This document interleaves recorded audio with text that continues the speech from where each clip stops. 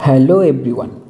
आज हम लोग देखेंगे जो लोग भी हमारे नॉर्थ ईस्ट स्लेट स्टैटिस्टिक्स के प्रिपरेशन ले रहे हैं उनके लिए 25 क्वेश्चन। एक्चुअली ये जो चाहे आप कोई सा भी स्टैटिस्टिक्स का कॉम्पिटिटिव एग्जाम देने जाए आपके ये क्वेश्चन बहुत ही इंपॉर्टेंट होने वाला है। तो मैंने पूरा सिलेबस को और छोटे छोटे पार्टों में डिवाइड कर दिया है और उसी पार्ट से हम लोग हर एक टॉपिक से कोशिश करेंगे लगभग 100 क्वेश्चन प्रैक्टिस कर ले ताकि हमारे एग्ज़ाम में एमसीक्यू रिलेटेड जो डर हो वो निकल जाए और बेस्ट प्रैक्टिस भी हो जाए। चलिए देखते हैं पहला कौन से टॉपिक से हम लोग ये 25 क्वेश्चन करने वाले हैं। तो मैंने सिलेबस को बहुत पार्टों में डिवाइड किया है। ये descriptive statistics and explanatory data analysis में से ना मैंने आज जो क्वेश्चन लिया है वो मोस्ट ऑफ द क्वेश्चन आपके नीचे के पोर्शन से होगा। Central limit theorem, law of large number, models of convergence और इनइक्वलिटी, ये सारे फंक्शनों में से ही ज़्यादातर क्वेश्चन लिया है।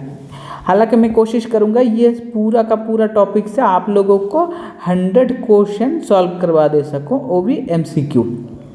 देखिए स्लेट स्टैटिस्टिक्स का एग्जाम मैंने क्वालिफाई किया है तो उसी के पॉइंट ऑफ व्यू से बोल रहा हूँ। स्लेट में आपका ज़्यादातर कैलकुलेटिव क्वेश्चन नहीं पूछते हैं, क्वेश्चन पूछते हैं आपका most of the time result के बेस पे। तो आप लोगों को क्या करना है, जैसे कि ये क्वेश्चन नंबर 1 है हमारे पास, हर एक क्वेश्चन का जो मैंने लास्ट में आपको सोल्यूशन दिया जाएगा उस सोल्यूशन से मेन रिजल्ट को आप लिख के रखिए, वही आपका एग्जाम पे काम पे आएगा।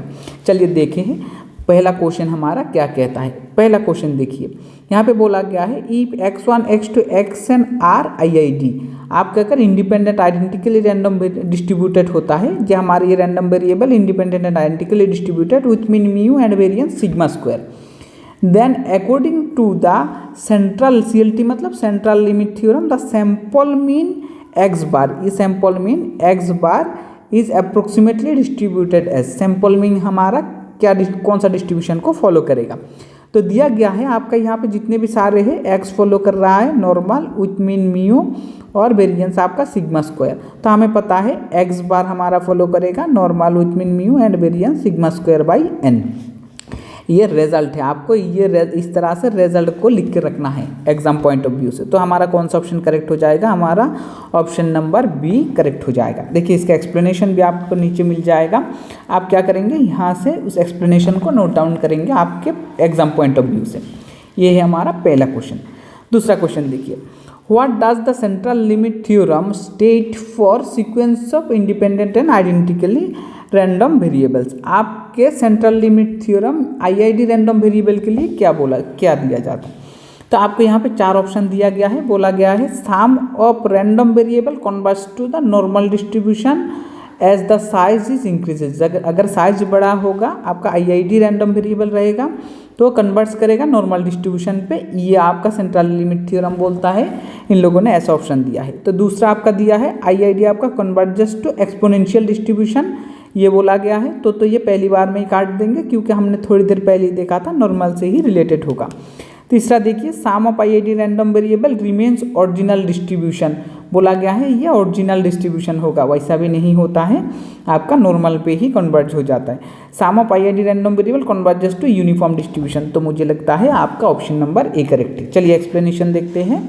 ऑप्शन नंबर ए करेक्ट हो जाता है। क्यों ऐसा है, क्योंकि सेंट्रल लिमिट थ्योरम स्टेट क्या कहता है, for x1 x2 xn independent and identically random variable with finite mean mu and variance sigma square the standardize z, ये क्या है summation xi minus n mu divide by sigma root over n जो है वो converts कहाँ करेगा, normal पे converts करेगा।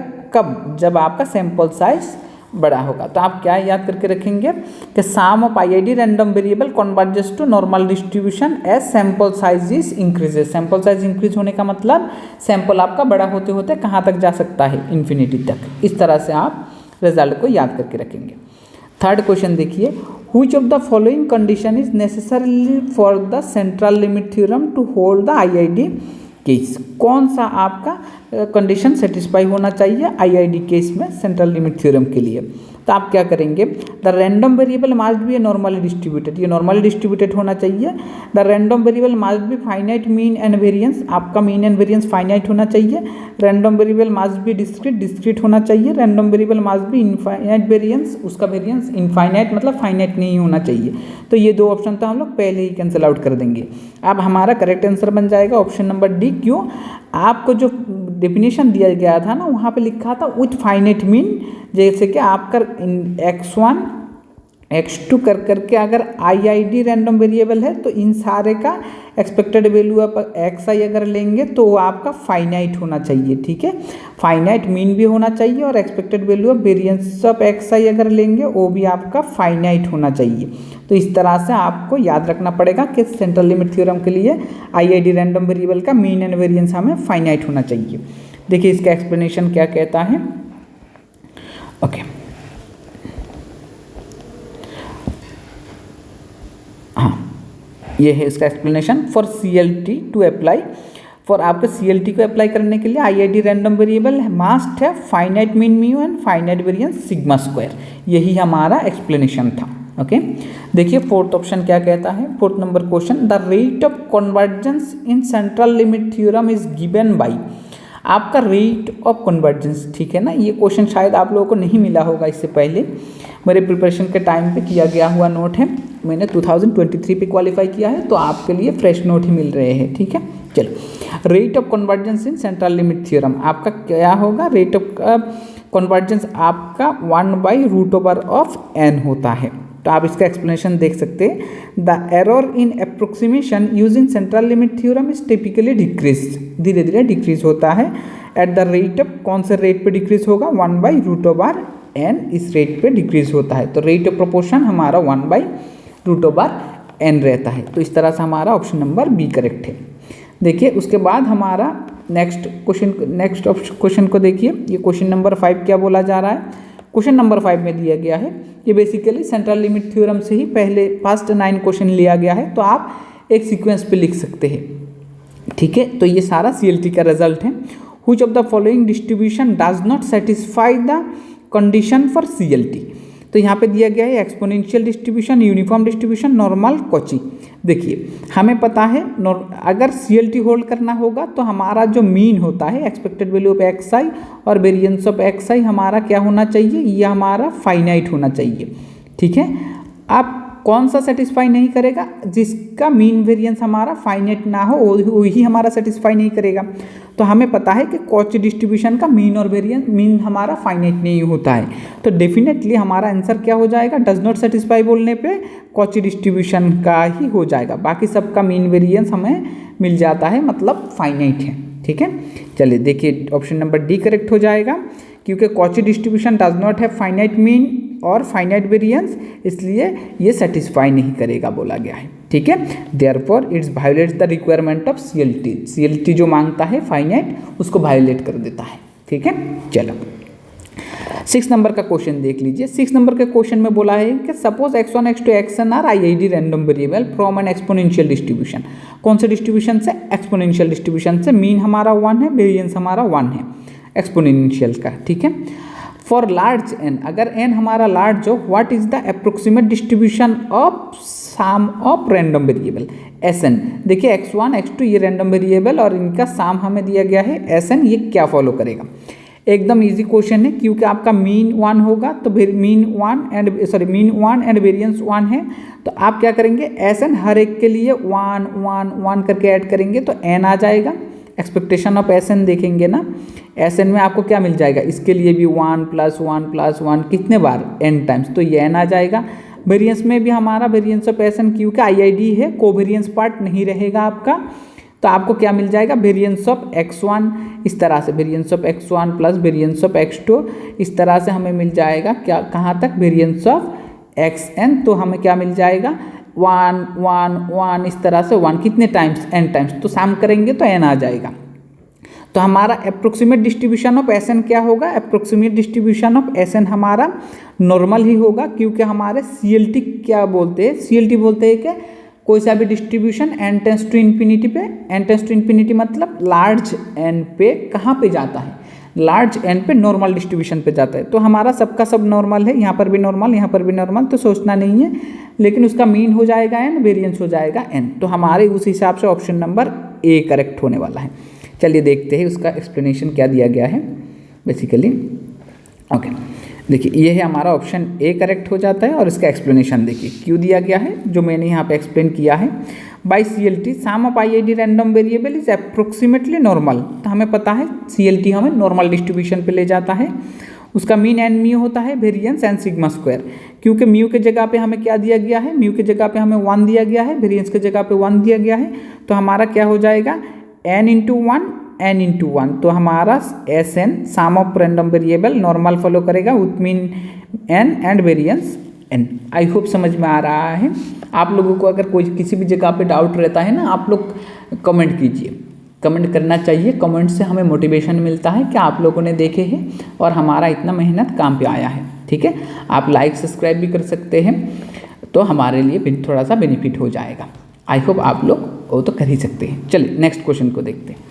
सम ऑफ IID रैंडम वेरिएबल, देखिए the sum of IID Bernoulli is 0.5। आपके the sum of independent and identically distributed Bernoulli distribution, जिसका हमें पैरामीटर 0.5 दिया गया है, random variable for large n follows. आपको बोला गया है कि सोच लीजिए आपके पास रैंडम वेरिएबल है x1 x2 इस तरह से xn रैंडम वेरिएबल, हर कोई बर्नौली 0.5 को फॉलो कर रहा है। ठीक है, हर कोई सेम बर्नौली 0.5 को बोला गया। अब बोला गया इन सब का अगर आप सम करेंगे तो आपको क्या मिल जाएगा, सम करेंगे तो SN लास्ट क्वेश्चन की तरह x1 प्लस x2 प्लस इस तरह से आपको xn मिल जाएगा।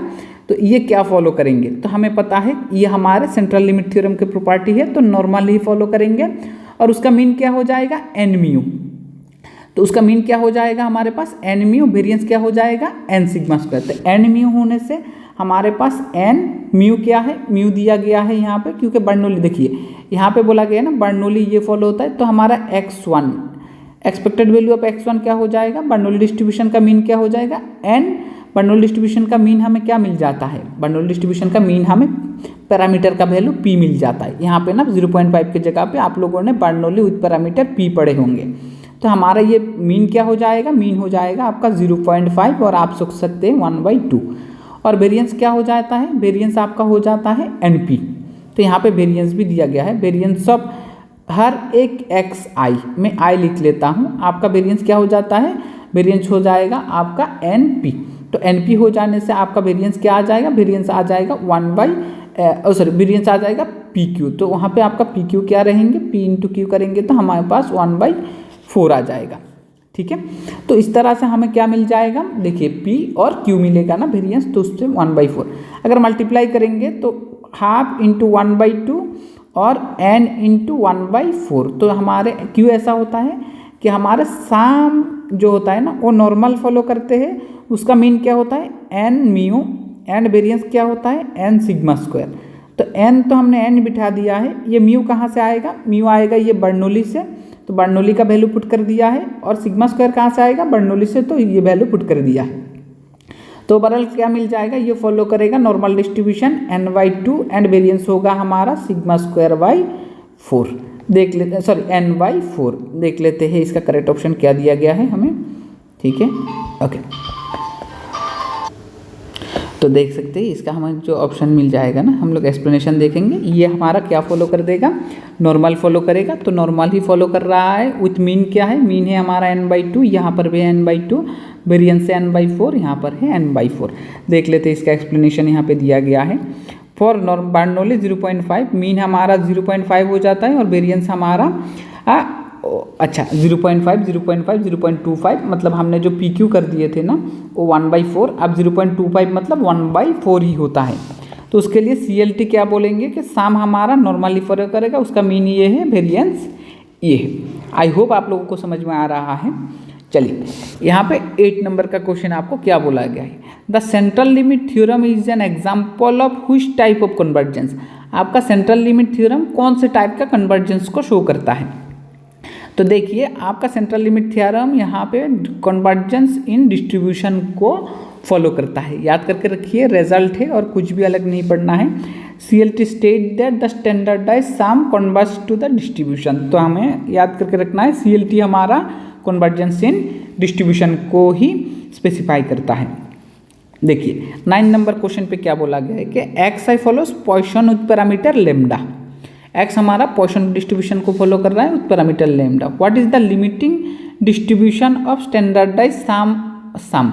तो हमें आप दोबारा से वो दिया गया है। देखिए यहाँ पे एक्स आई का मतलब है x1 हमारा पॉइसन फॉलो कर रहा है लेमडा, x2 भी हमारा पॉइसन फॉलो कर रहा है लेमडा। इस तरह से हमें मिल जाएगा xn भी फॉलो कर रहा होगा पॉइसन लेमडा को।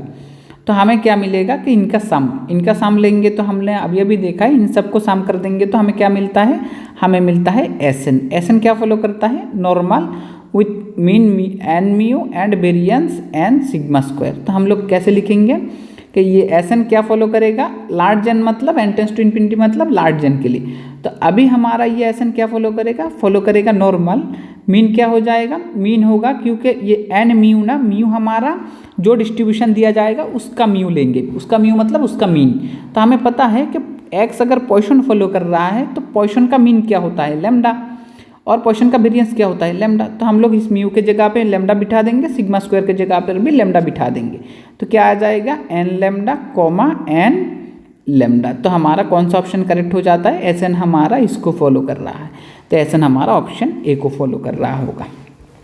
ठीक है, तो हमारे पास कौन सा ऑप्शन करेक्ट हो जाएगा, हमारे पास ऑप्शन नंबर कौन सा करेक्ट होता है, ए नंबर ऑप्शन करेक्ट हो जाता है। तो इसका करेक्ट एक्सप्लेनेशन हमारे पास इस तरह से दिया गया है। ठीक है, तो आई होप आप लोगों को समझ में आ रहा है यहाँ पे। तो ओके, देखिए और नेक्स्ट क्वेश्चन पे चलते हैं। नेक्स्ट क्वेश्चन हमारा क्या कहता है, नेक्स्ट क्वेश्चन बोलता है कि यहाँ पे आप लोगों को 4-5 क्वेश्चन बहुत ही ईजी दिया गया है, एकदम फंडामेंटल। देखिए क्वेश्चन नंबर 10 क्या कहता है, the expected value of A continuous random variable with probability density function F of x. तो हमें पता है एक्सपेक्टेड वैल्यू ऑफ एक्स हमें दो तरह से मिलता है, एक कंटिन्यूअस एक डिस्क्रीट के लिए। अगर डिस्क्रीट रैंडम वेरिएबल होगा तो उसका वैल्यू क्या है, x into P of X, और कंटिन्यूअस होगा तो integration over x into F of x D x. यही दो है। तो क्योंकि ये कब होगा, जब कॉन्टिन्यूअस रैंडम वेरिएबल होगा, ये कब होगा, जब डिस्क्रीट रैंडम वेरिएबल होगा, बस खत्म। तो हमें दिया गया है कॉन्टिन्यूअस रैंडम वेरिएबल, तो इसी को ढूंढ के निकालना है। कहाँ पर है, ये जो -∞ to ∞, ये एक्स का ही रेंज है, तो ये हमारा करेक्ट ऑप्शन हो जाएगा।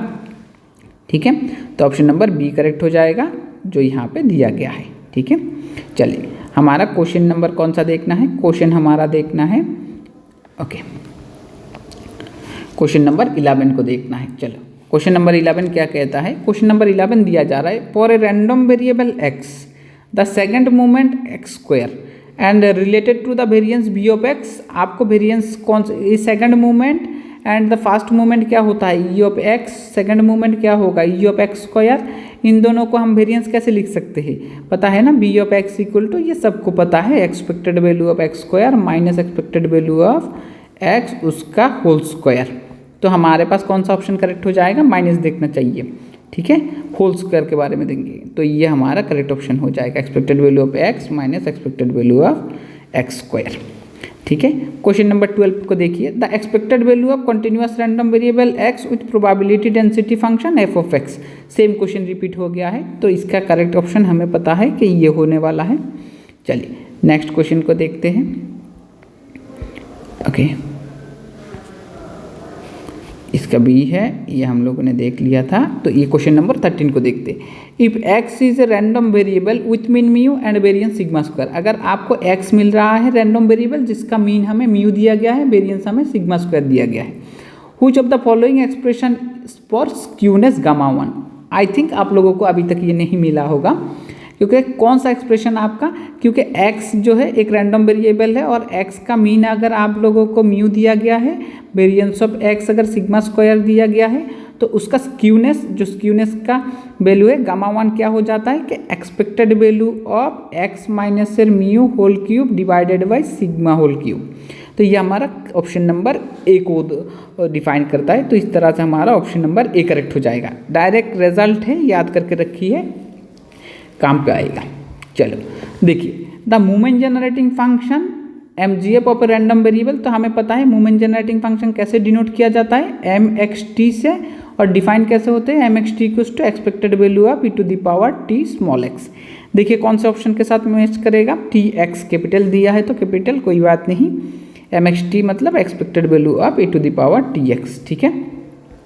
ओके, तो हमारे पास कौन सा ऑप्शन करेक्ट हो जाएगा, हमारे पास ऑप्शन नंबर बी करेक्ट हो जाएगा। ओके, तो देखिए क्वेश्चन नंबर 15 क्या कहता है। क्वेश्चन नंबर 15 में हमें क्या दिया गया है, for A discrete random variable x is possible value of x1 x2 xn। तो हमें डिस्क्रीट रैंडम वेरिएबल में x के अंदर क्या क्या दिया गया है, x1 x2 इस तरह से xn दिया गया है, और हर एक का प्रोबेबिलिटी आपको दिया है p1 p2 इस तरह से pn।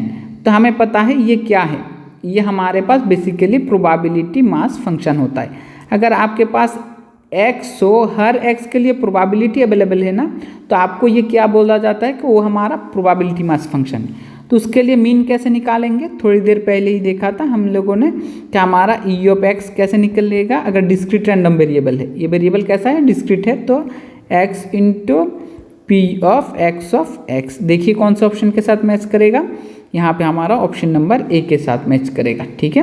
तो ए के साथ मैच करेगा तो हम लोग क्या बोल सकते हैं, इसका करेक्ट ऑप्शन क्या हो जाएगा, करेक्ट ऑप्शन हमारा ए हो जाएगा। तो उसका फॉर्मूला भी यहाँ पे दिया गया है। ओके, देखिए क्वेश्चन नंबर 16 क्या कहता है, which of the following statement ना, बाकी नेक्स्ट क्वेश्चन बहुत ज़्यादा इंपॉर्टेंट है, ध्यान से देखिए, रिजल्ट को याद करने की कोशिश कीजिए।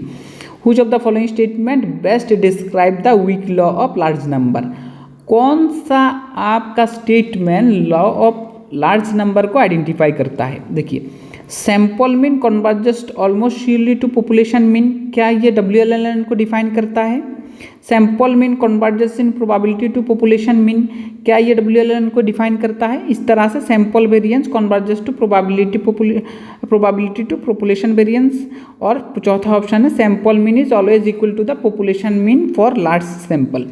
ऐसा दिए, कौन सा वाला हमें, कौन सा करेक्ट नहीं देखना है, कौन सा हमारा बेस्ट WLLN को डिस्क्राइब करता है वो देखना है।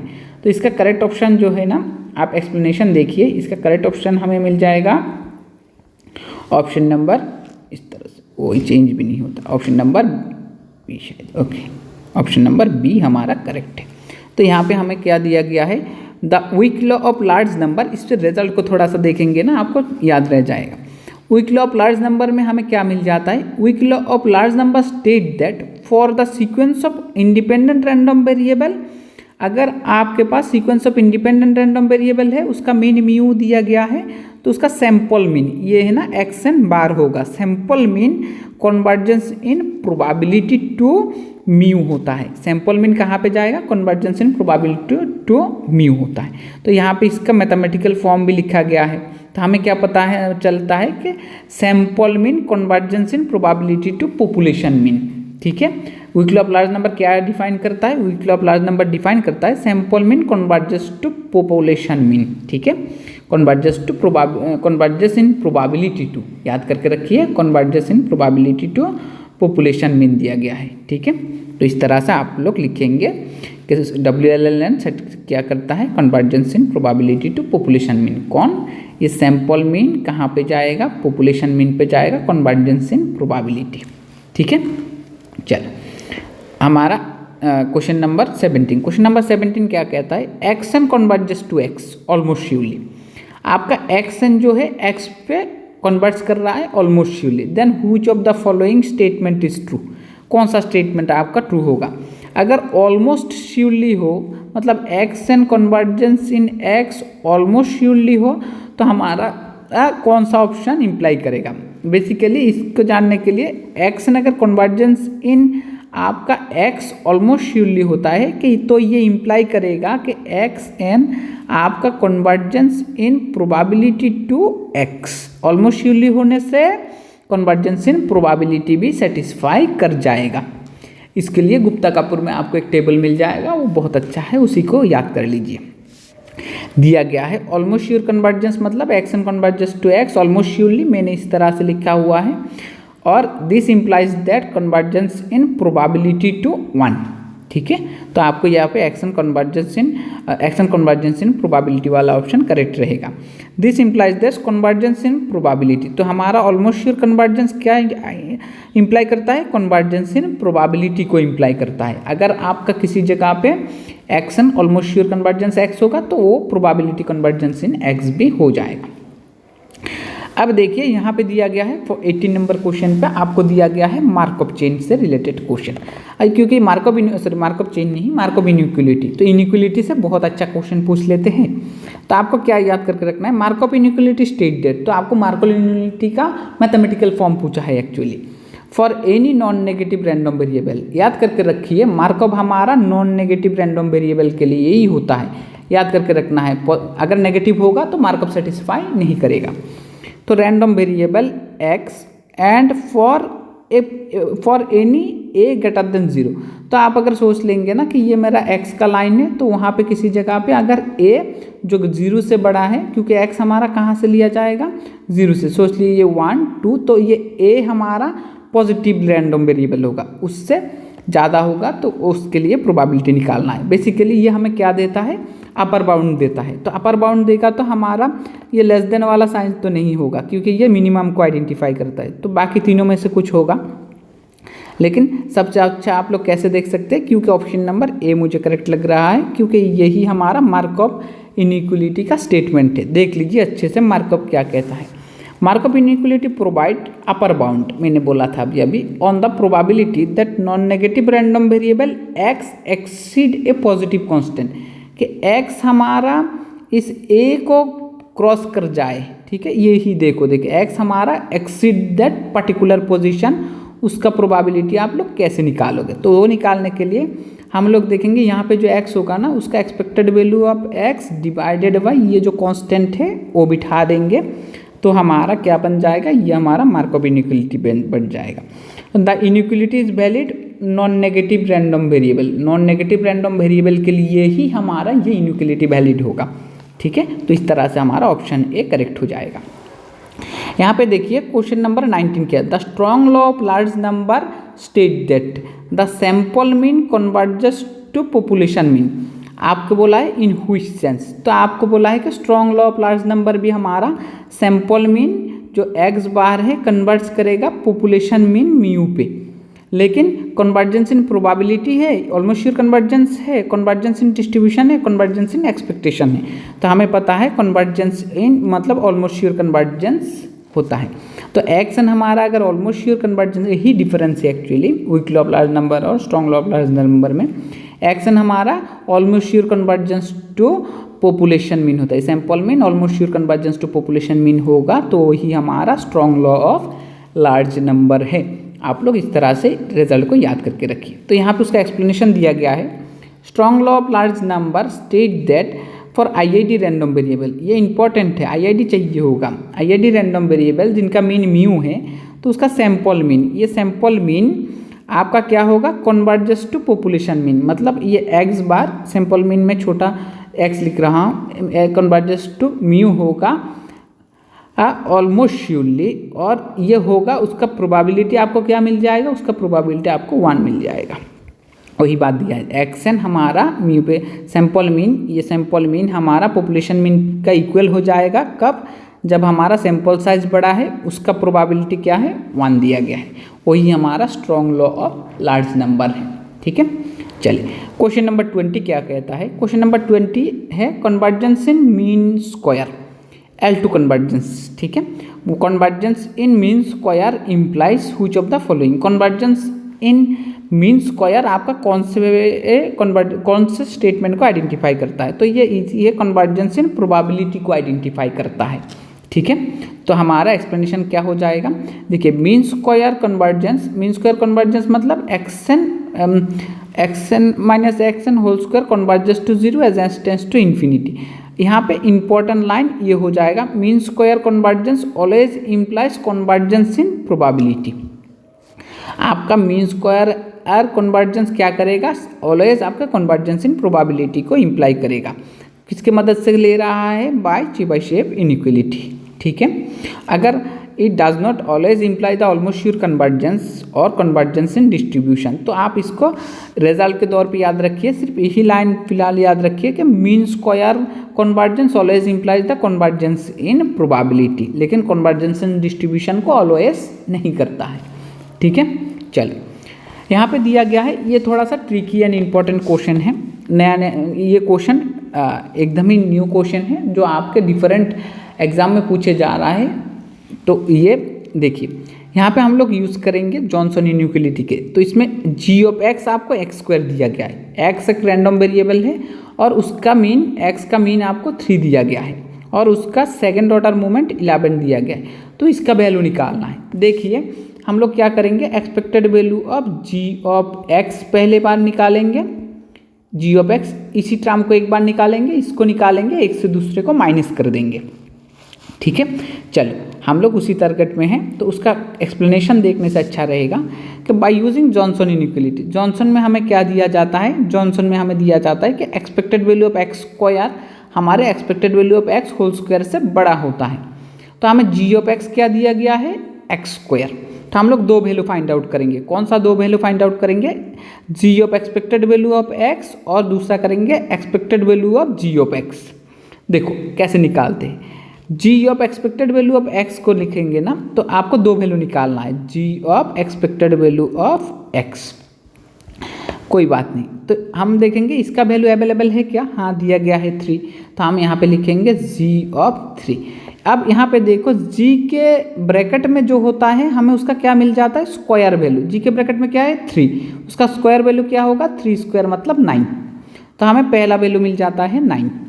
दूसरा देखो हमें क्या निकालना है, ये वाला value expected value of g of x। तो हम ये expected value of g of x निकालेंगे। तो इसके लिए हम लोग क्या करेंगे, expected value of g of x का वैल्यू हमें x स्क्वायर दिया है, तो हम लिखेंगे expected value of x square. इसका वैल्यू भी हमें गिवन था, आप देख सकते हैं expected value of x square क्या था 11 था, तो हम इसी को सब्सटीट्यूट कर देंगे। ठीक है, वहाँ पे ओके, एक चेंज होने में थोड़ा दिक्कत है। ओके हाँ देखिए यहाँ पे हम लोग क्या पुट कर देंगे कि expected value of x square हमारे पास क्या था 11 था, गिवन इन्फॉर्मेशन। तो यहाँ पे इसका वैल्यू 11 आ जाता। हमें क्या निकालना था कि expected value of ji of x minus expected value of g, expected value of ji of x minus g of expected value of x. तो इसका वैल्यू हमें मिल जाता है 11, बिठा देंगे, इसका मिल गया है 9 और बिठा देंगे तो 2 आ जाता है। तो इस तरह से हमारा ऑप्शन नंबर बी जो है वो करेक्ट हो जाएगा। ठीक है, चलो इस तरह से हमारे पास कौन सा ऑप्शन करेक्ट हो जाता है, इस तरह से हमारे पास यहाँ पे देखेंगे। ओके यहाँ पे ये देखो, यहाँ पे हमें कौन सा ऑप्शन करेक्ट हो जाएगा, ऑप्शन नंबर डी जो है उसमें ही हमारा। ओके एक सेकेंड रुको, यहाँ पे 2 आया है तो हमारे पास ऑप्शन नंबर बी करेक्ट होगा ना कि डी। तो ऑप्शन नंबर बी करेक्ट होना चाहिए। ठीक है, ओके यहाँ पे देखिए क्वेश्चन नंबर 22। तो क्वेश्चन नंबर 22 में हमें क्या मिल जाएगा, which of the following is true for markup inequality. Markup अगर आपको याद है ना, तो मार्कअप हाँ हमें क्या बोला गया था कि मार्कअप हमारे नॉन नेगेटिव रैंडम वेरिएबल के लिए यूज होता है। तो it applies to any random variable, नहीं नेगेटिव के लिए नहीं कर सकते, it applies to a non negative random variable only. हाँ ये सही है। It gives to expected value of x, ये तो अलग बात है। It only applies when x is normally distributed, ऐसा कोई कंडीशन नहीं था। तो हमारा ऑप्शन नंबर बी जो है करेक्ट हो जाएगा। ठीक है, तो इस तरह से हम लोग किस तरफ जा रहे हैं, ओके इस तरफ ओके आई अंडरस्टैंड। ये क्वेश्चन नंबर हमारा ठीक है नॉन नेगेटिव रैंडम वेरिएबल के लिए यूज़ होता है, तो ये हमारा नॉन नेगेटिव रैंडम वेरिएबल के लिए यूज़ होता है। ओके नाउ हमें क्या मिल रहा है, the difference between the WLN SLN, मतलब weak law of large number और strong law of large number में क्या डिफरेंस है। Is that strong law of large number ensure, आपका strong law of large number क्या इंश्योर करता है।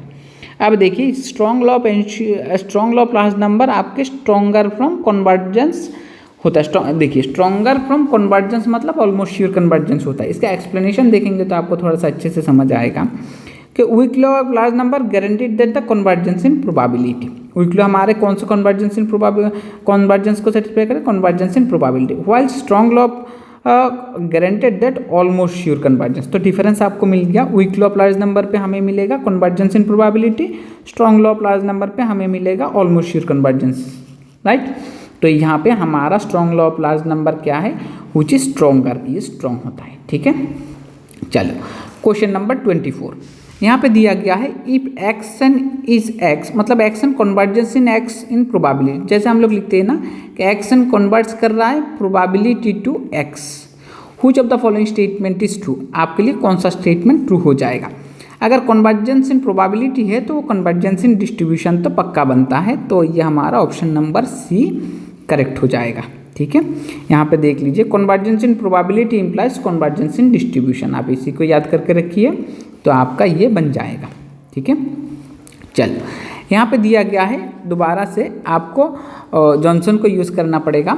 Late x be the non negative random variable, आपका positive random variable के लिए यूज़ किया जाता है। अब जी ऑफ एक्स दिया गया है log x, which condition must be satisfy for Johnson inequality to hold in the form of this, तो हमें इसको होल्ड करने के लिए ना कौन सा इनइक्वालिटी, जॉनसन का कौन सा कंडीशन सेटिस्फाई होना चाहिए। तो यहाँ पे कंडीशन दिया गया है, x must B symmetric random variable, x must B non negative, x must B indicator function, x must be increasing function. तो इसका अगर आप एक्सप्लेनेशन देखेंगे तो आपको क्या मिल जाएगा, option number B. Option number B आपको क्या कहता है, option number must be the non negative. तो इसका एक्सप्लेनेशन थोड़ा सा देखने पे आपको थोड़ा सा क्लियरिटी और मिल जाएगा कि किस तरह से आपका इसका एक्सप्लेनेशन दिया गया है।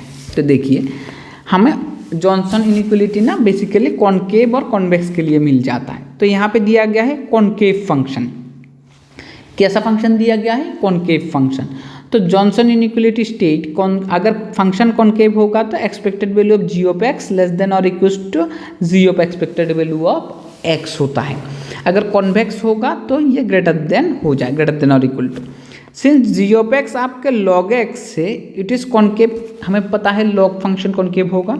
ठीक है, सो वी हैव हमारा क्या हो जाएगा, expected value of log x less than equal to log of expected value of x. ठीक है, कैसे हो गया, जी एक्स के जगह पे वैल्यू पुट कर दिया है हम लोगों ने। ठीक है, और जी एक्स के जगह पे वैल्यू पुट कर देंगे तो आपको क्या मिल जाएगा, expected value of log x, इस तरह से वैल्यू मिल जाएगा। For log x to be defined x must be strictly increasing, अगर आपका लॉग फंक्शन नेगेटिव नहीं हो सकता तो इसलिए इसको डिफाइन करने के लिए एक्स हमारा क्या होना चाहिए, स्ट्रिक्टली पॉजिटिव, मतलब 0 से बड़ा होना चाहिए। तो अगर हमारे पास एक्स स्ट्रिक्टली पॉजिटिव रहेगा तभी जाके ये कॉनकेव वाला सिचुएशन सेटिस्फाई करेगा। देखिए, ये वाला कंडीशन कब सेटिस्फाई करेगा, जब हमारा एक्स पॉजिटिव और नॉन नेगेटिव होगा तभी जाके ये सेटिस्फाई करेगा। इसका अगर डिटेल्स एक्सप्लेनेशन करूँगे तो आप लोगों को करने से ना आप लोगों को बहुत लंबा टाइम लग जाएगा, लेकिन आप slate exam point of view से आप लोग रिजल्ट को याद करके चलिए, डेफिनेटली एग्ज़ाम क्लियर हो जाएगा। तो अगर आप इसका एक्सप्लेनेशन देखना चाहते हैं ना तो धीरे धीरे हम लोग एक्सप्लेनेशन की ओर मूव करेंगे, लेकिन पहले एमसीक्यू ख़त्म कर देते हैं। कोशिश रहेगा 40 के आसपास 100 के आसपास एमसीक्यू सॉल्व करवा दिया जाए। आपके लाइक, सब्सक्राइब और कमेंट के ऊपर डिपेंड करके वीडियो बनाया जाएगा। सो इस टोटली आपके ऊपर डिपेंड करेगा। Okay, thank you for watching.